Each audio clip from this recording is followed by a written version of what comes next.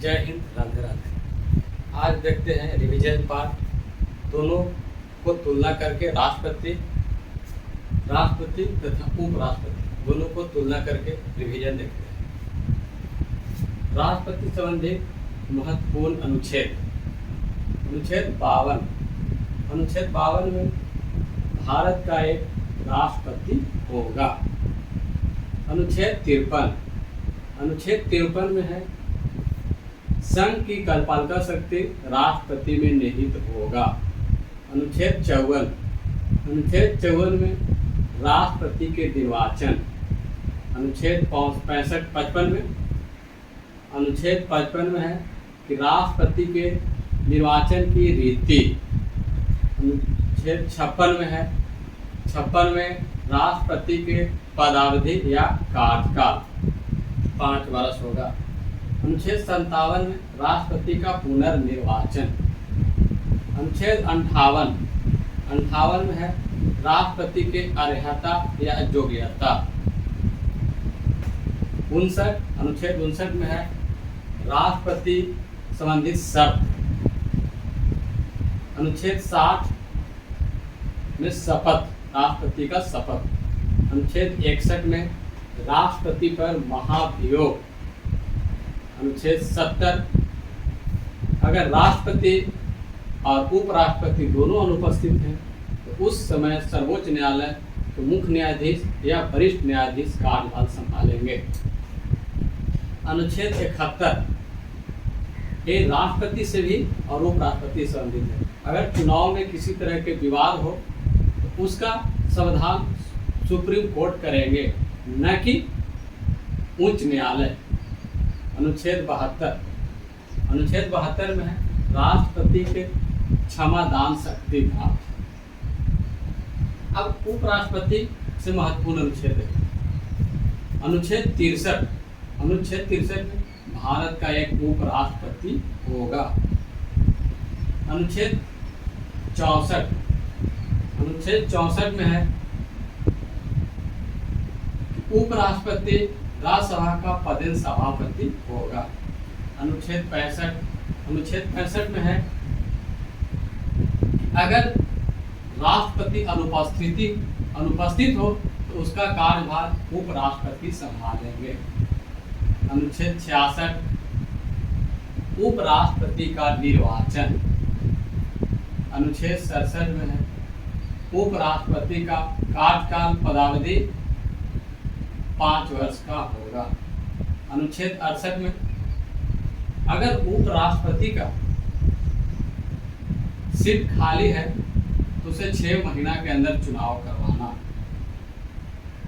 अनुच्छेद 69 उपराष्ट्रपति का शपथ। अब अनुच्छेद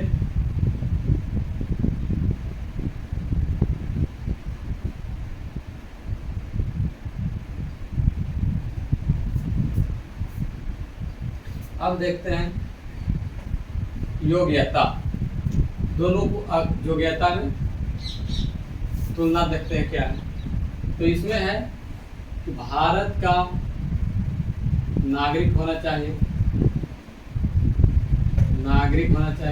तो इसमें भी है भारत का नागरिक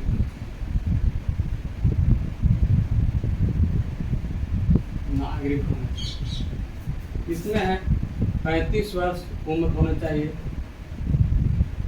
इसमें भी 35 वर्ष उम्र होना चाहिए। इसमें भी है राष्ट्रपति में है कि लाभ के पद पर नहीं होना चाहिए।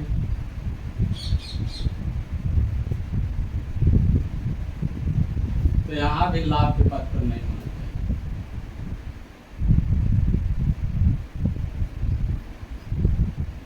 यहाँ भी है पागल और दिवालिया नहीं होना चाहिए। पागल या दिवालिया नहीं होना चाहिए।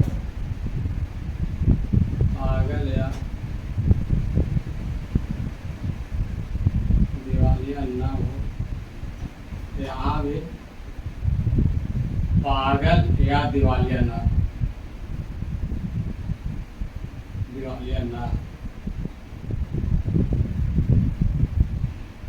इसके बाद में राष्ट्रपति में 50 प्रमोदक, 50 प्रस्तावक और 50 अनुमोदक।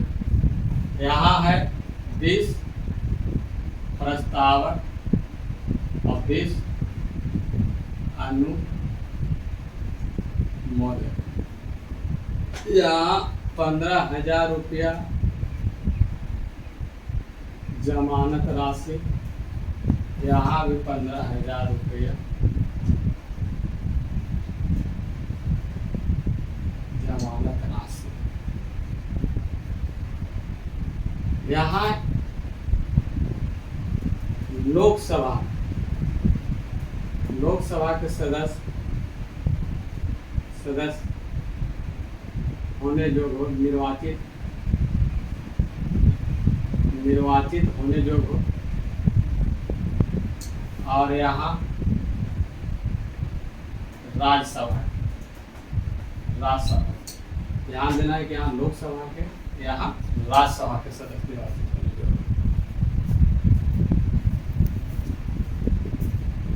इसके बाद में हम देखते हैं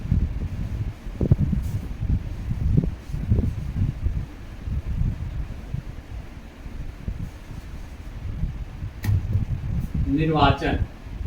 राष्ट्रपति के निर्वाचन में लोकसभा,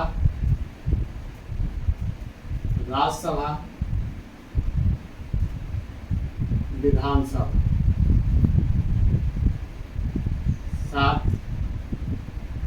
7 केंद्र शासित प्रदेश में जहाँ विधानसभा हो,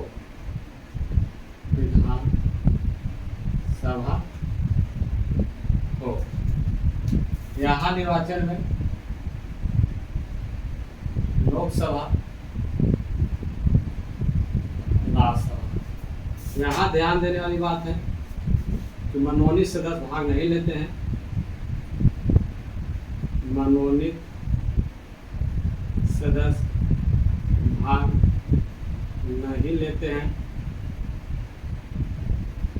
यहाँ मनोनीत सदस्य भाग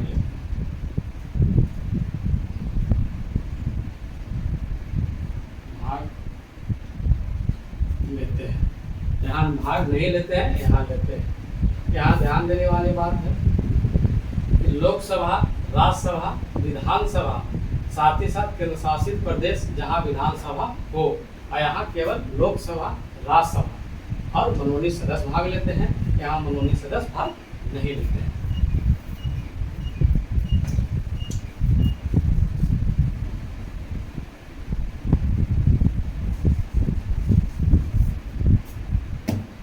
इसके बाद शपथ है। राष्ट्रपति का शपथ सुप्रीम कोर्ट सर्वोच्च न्यायालय का अधीन होता है। इसका सुप्रीम कोर्ट के मुख्य न्यायाधीश के अधीन, और उपराष्ट्रपति का शपथ राष्ट्रपति के समक्ष होता है। राष्ट्रपति को हटाने के लिए संसद द्वारा महाभियोग लगाया जाता है। संसद द्वारा महाभियोग लगा, और इसमें महाभियोग शब्द का प्रयोग नहीं किया जाता है। हटाने का रीति इनका भी है, उपराष्ट्रपति का, लेकिन इसमें महाभियोग जैसे शब्द उपयोग नहीं होता है। इसमें क्या है कि महाभियोग संसद के किसी भी सदन में, संसद के किसी भी सदन में, चाहे लोकसभा या राज्यसभा, कहीं से भी प्रारंभ कर सकते हैं। लेकिन इनको हटाने के लिए सबसे पहले राज्यसभा से प्रारंभ किया जाता है।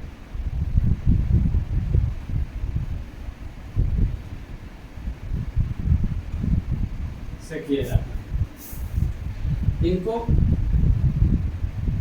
हटाने के लिए, यानी महाभियोग पारित करने के लिए 2/3 सदस्य चाहिए। कुल सदस्यों का 2/3 और इनको भी हटाने के लिए कुल सदस्यों का 2/3।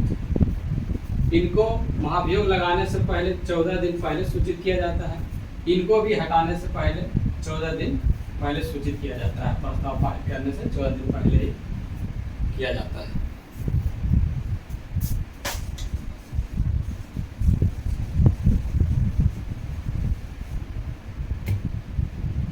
त्यागपत्र, त्यागपत्र है राष्ट्रपति त्यागपत्र उपराष्ट्रपति को देते हैं और उपराष्ट्रपति त्यागपत्र राष्ट्रपति को देते हैं। ये दोनों अब आपस में ही एक्सचेंज करते हैं।